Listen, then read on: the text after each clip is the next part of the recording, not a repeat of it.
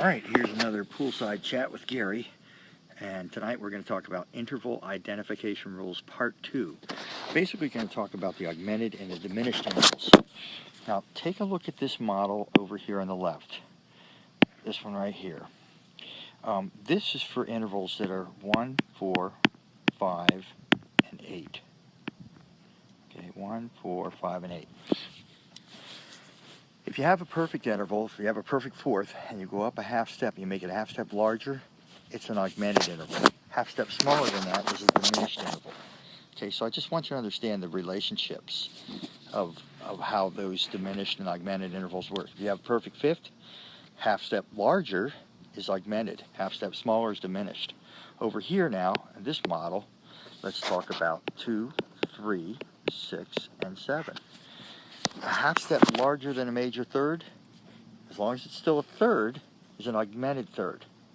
Half step smaller is a minor third, and half step smaller than that is a diminished third. So here's the rules that I want you to memorize. A diminished interval is a half step smaller than perfect or minor. Okay? It's a half step smaller than a perfect or a minor interval. An augmented interval is a half step larger than perfect or major. Okay? Half step larger than perfect. Not higher, not lower, but use the word smaller and larger and you're going to be right on the test. Use the word higher and lower, it's going to be marked wrong, and you're really not going to understand the concept. Let's take a look at this now. This little example here. We have some sort of third. Would you all agree that's a third, right? Okay? Clearly it's a third. 1, 2, 3. Okay, but that's a hairy looking third, don't you think? With an E flat and a C sharp. So what I always say, Gary says, when you got hairy looking intervals, cut off some of the hair. Take some of the variables out, okay? So let's take part of that away. And by the way, down there in the bottom is our little reminder of our definition of diminished and augmented intervals. So let's take part of that away. Take the C sharp off. Now we just have C and E flat. We still have a third, but now let's solve it. Let's say, is E flat in the key of C? No. Is C in the key of E flat? Yes. So the upper note is not in the major key of the lower note, but the lower note is in the major key of the upper note. Therefore, we say this interval is a minor third. So this interval as it stands now is a minor third. If we put the sharp back on that bottom note, check it out. What do we do? When we put the sharp back in the bottom note, do we make the space between those notes smaller or larger? What do you think? Think about it for a second. Do we make it smaller or larger? Well, we made it smaller, okay? We brought the lower note up closer to the upper note, okay? And what's a half step smaller than that minor third? This is diminished third, right? It's a diminished third. Got it? Diminished third is the correct answer. All right, let's do another one. Let's go the other direction. Here we have another hairy interval. It's some sort of fifth. Would you all agree? Hopefully you've all got that general interval down just perfect right now.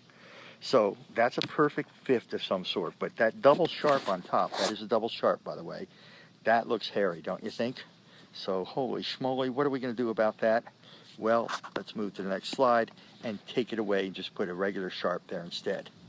So now let's solve this equation. Is G sharp in the key of C sharp? Well, there's 7 sharps in the key of C sharp, so yes, the answer is yes. Is C sharp in the key of G sharp? What is the key of G sharp? Well, you have to go through, figure out all the sharps that there are, but yes, C sharp would be in the key of G sharp. So this is a perfect fifth as it stands right now. When we put the double sharp back on that top note, whoops, went too many slides there. When we put the double sharp back on the top note, what did we do? We moved that top note further away from the bottom note. We made it larger. So now we have an augmented fifth. I hope this helps you understand. Let's just do one more right here just in case. Let me just see here. Let's go in bass clef again. Let's say we're going to go with an A on the bottom note and an E. But we're going to put a sharp on the top note. Okay.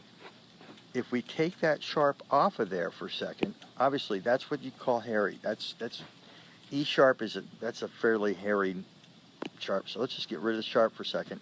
Solve it like this. A and E. Is E in the key of A? A. What's the key of A? 3 sharps.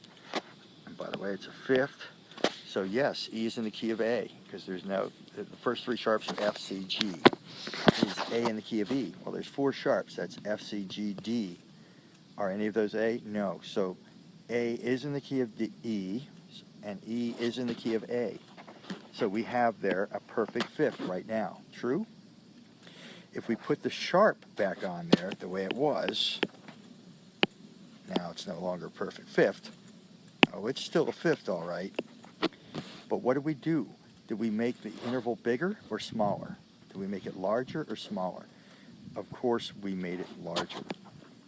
So that's an augmented fifth as well. I hope this gives you a good idea of how all this works.